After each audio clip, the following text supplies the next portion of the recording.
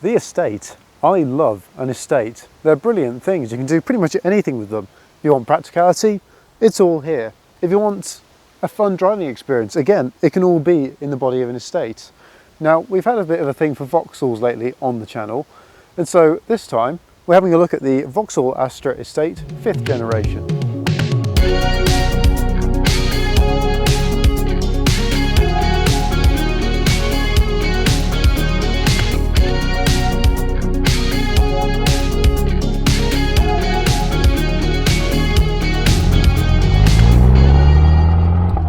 Let's start off this review then by looking at the exterior of the Astra Mark V. Personally, I think it's a really sleek and stylish looking thing. Certainly an upgrade over the Mark IV, which I thought was just a little bit too smooth for my liking.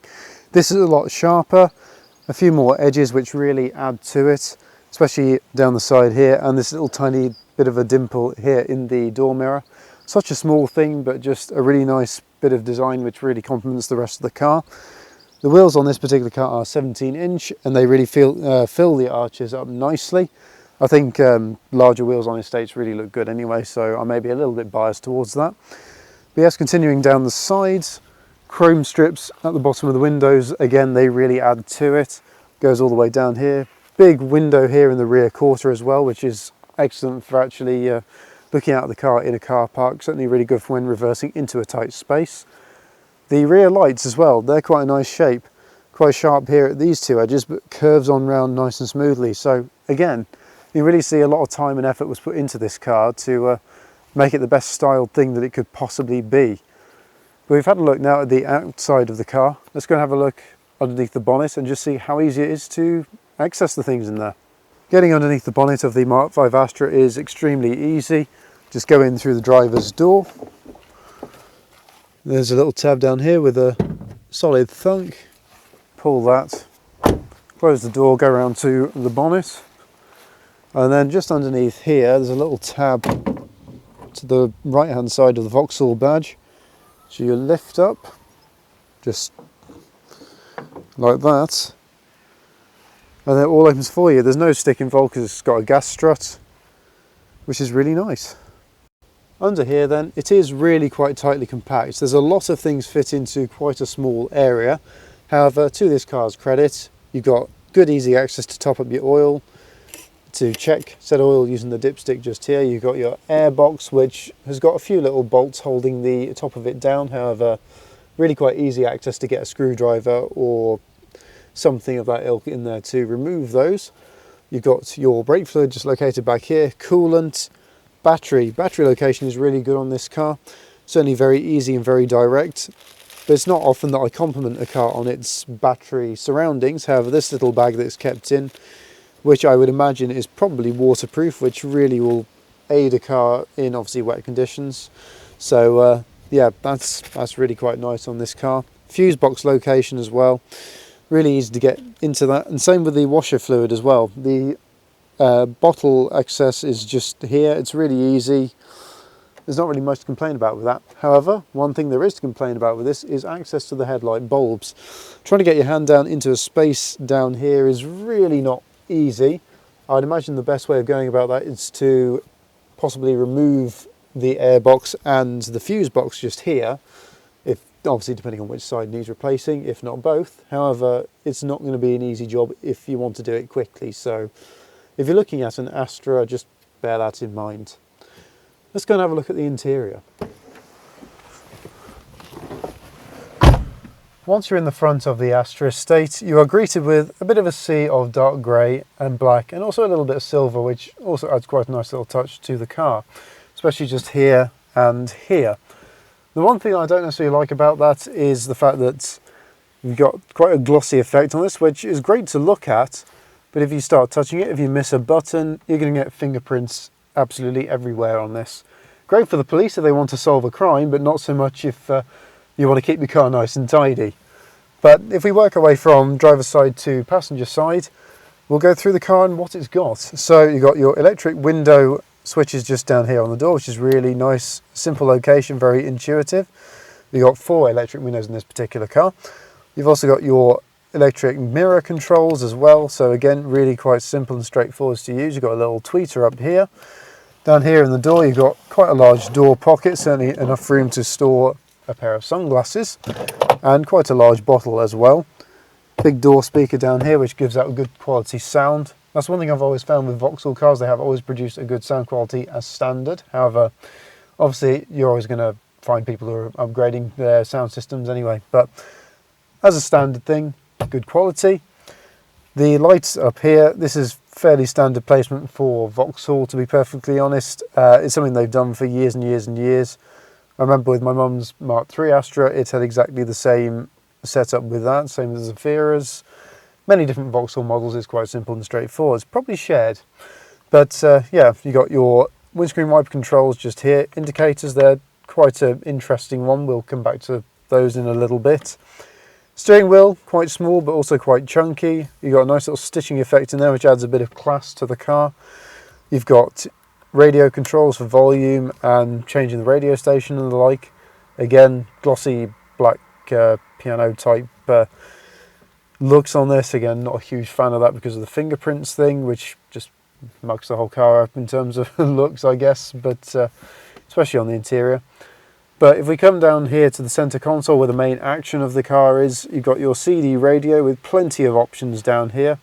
Got one big volume control knob, which is really very good actually. There's not too many cars that have just one big space for the volume control, but nonetheless this does. It's got 9 radio channel selections, so you've certainly got a good variety with that. So if you like presetting your radio station, you can have that, which is brilliant. Obviously CD, plenty of options regarding the settings of this, so you can change it to your heart's content, whether you want to have bass, treble, whatever.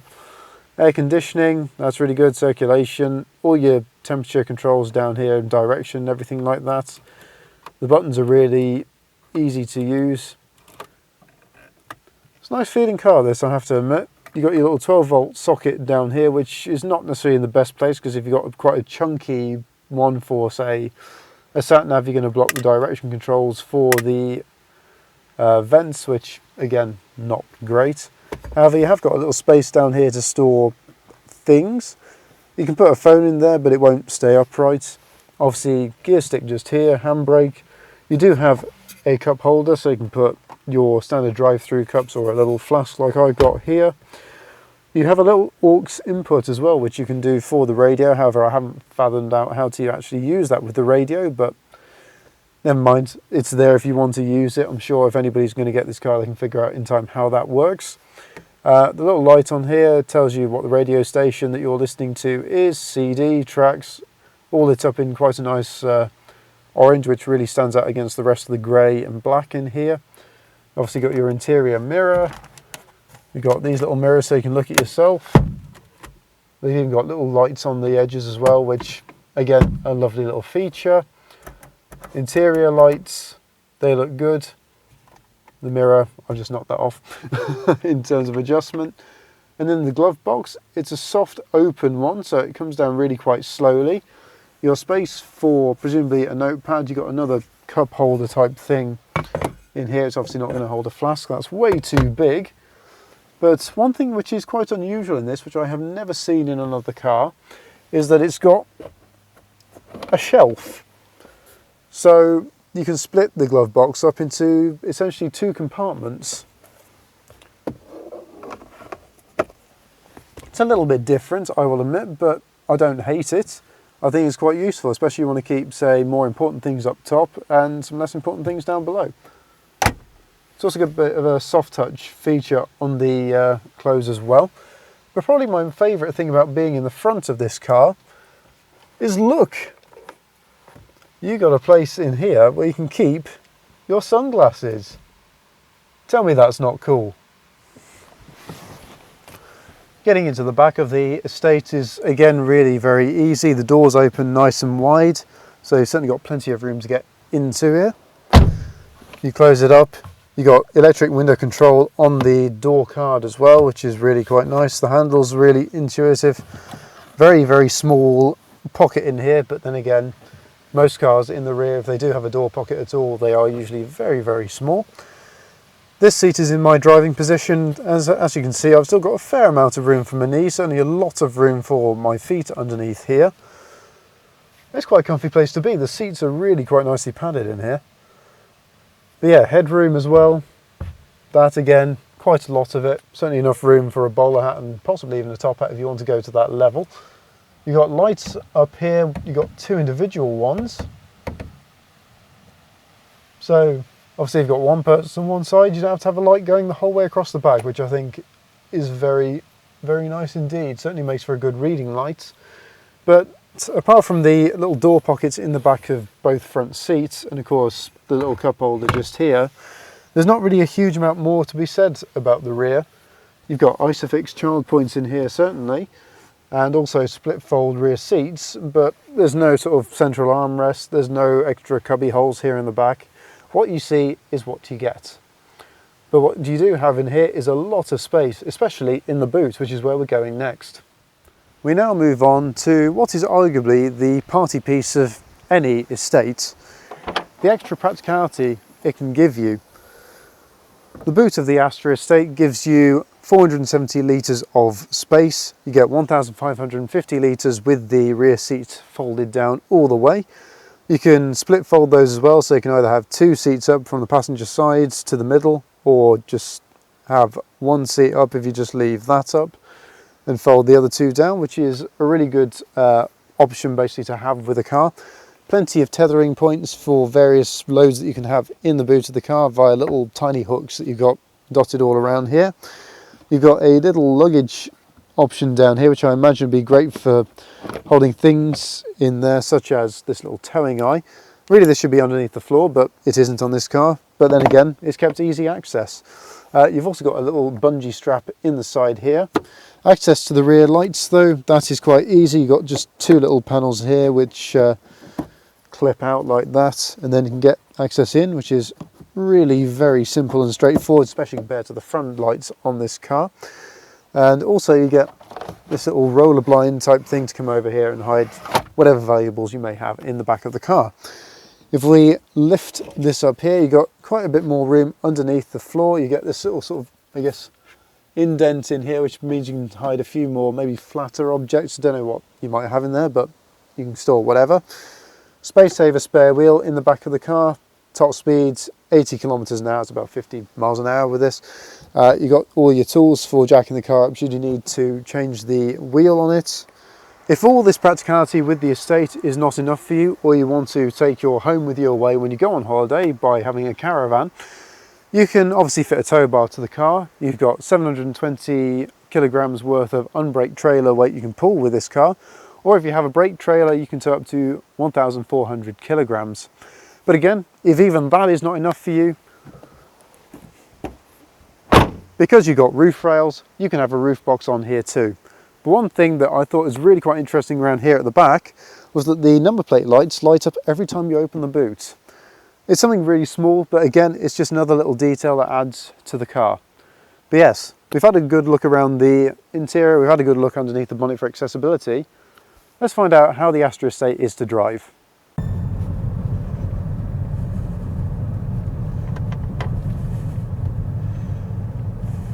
Welcome then everybody aboard the Astra Mark V Estate. This particular generation of Astra was unveiled in 2004 and survived until about 2010, although several models actually went on beyond that. You see, there were quite a few Astras in this generation. You had the 5-door hatchback, which was released first of all. You had the Estate, like the car we're driving today, that was unleashed a little bit later on in 2004. You had the 3-door sports hatch, you had a convertible, and then you also had the estate-based van.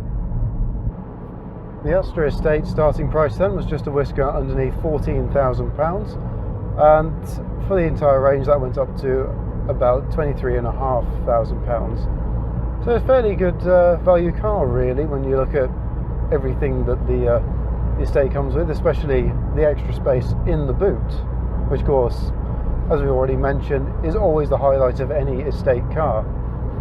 That was when the car was new. Now you can buy one of these used from anywhere between £500 and £5,000 depending on, of course, spec, age and condition. Like the used price market, the tax is also a little bit varied as well. It can be anywhere between £180 and 220-ish, depending on, of course, your engine choice, which of course with this car you do get quite a selection between petrol and diesel. We'll start with petrol. You get a 1.4 90 horsepower petrol engine, a 1.6 with 105 or 115 horsepower. Alternatively, you can get one of those with a turbo for that bit of an extra kick. You can get a 1.8 with 140 horsepower, or you can get the 2 litre, which only came in the VXR with 240 horsepower. Quite a bit of a step up then, to say the least, with the VXR models, but that was the choice that you had with the petrols. With the diesel range, you got a 1.3 90 horsepower, a 1.7 with either 80 or 100 horsepower, again depending on the spec, or you can get the 1.9 like you've got in this particular car. You can get that with the choice of 120 horsepower or 150. So again, quite a range. If there's one thing that Vauxhall seems to have always had throughout its years of operation, it's had a good choice of engines. You certainly do get a really good variety with the 5th generation Astra. As well as a good selection of engines, you also got a good selection of trims. You had Life, Club, Design, SXI, SRI, you had the VXR, you had the Elite, but you also managed to get a special edition Nürburgring car, which of course, no prizes here, did have quite a lot of development at the Nürburgring Nordschleife in Germany. Now of course Germany quite a significant place really for Vauxhall, because of course Vauxhall these days shares much of the whole car, to say the least, with Opel cars of Germany. So it's not really surprising there was a Nürburgring special edition, to be perfectly honest. But what that particular edition gave you was some fancy stripes over the car, just to mark it out as being a little bit different. I think you'll agree then that the Astra does have a good range of engines and also quite a lot of specs to choose from. But the perfect thing about it, the cherry on the cake basically, is it comes with a 5-star safety rating. It was the very first Astra to get that, and I think that's significant in the development of this particular car. The 5th generation Astra had a lifespan of about 6 years. The 5-door hatchback was replaced towards the ends of 2009, the 3-door survived until about 2011, and the van, that ceased production in 2013 and was never replaced. The 5th generation Astra was the very last generation of Astra to actually have a van variant. This particular car we have on test today is a Astra Estate Design. It's got a 1.9 litre 150 horsepower diesel, and it goes from 0 to 60 in 8.6 seconds, which you can imagine is quite a bit of fun for me. It's even got a little sports button down here which gives a bit more throttle response and a bit more weight to the steering. A little bit like my Panda 100 HP, to be honest. Probably the first time anybody's ever mentioned a Panda 100 HP and an Astra Estate in the same review video, but there we go. As standard with the design spec, you get electric mirrors, electric windows in the rear as well. You get large alloy wheels. These particular ones are 17-inch. Heated mirrors, lumbar support, so you get really comfy seating. Also stops you from moving around too much.